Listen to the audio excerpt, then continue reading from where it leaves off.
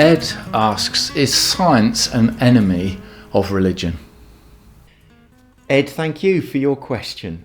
Is science an enemy of religion?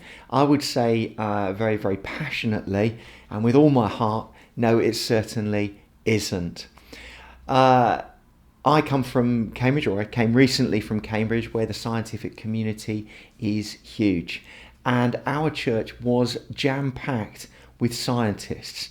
And there was no contradiction in them having a deep and profound scientific knowledge, and also in having a profound and marvellous and very, very firm belief in there being a creator of the universe.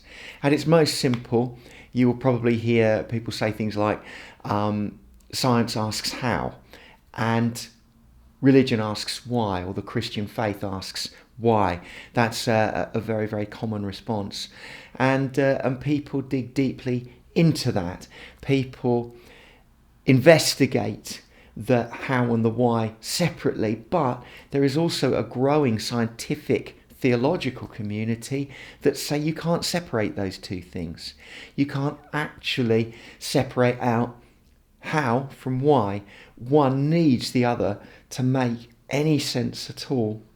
And there have been a number of books written along those lines. Alistair McGrath, who came and did a talk at the church I used to be minister of, is very much at the forefront of that. He's based at Oxford University, and he will often convene people who have tremendous qualification, both scientifically and theologically, to answer deep, deep questions.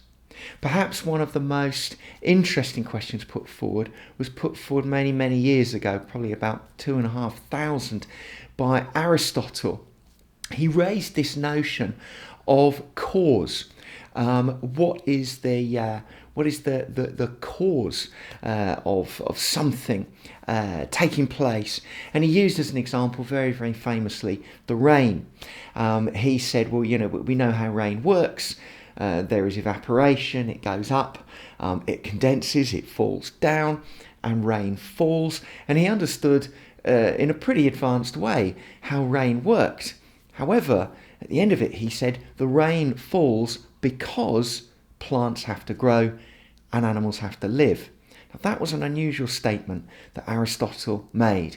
It was strange, and it leads us towards this notion of the how and the why being closely joined together. Why is a genuinely important question. It's been there from the start of science.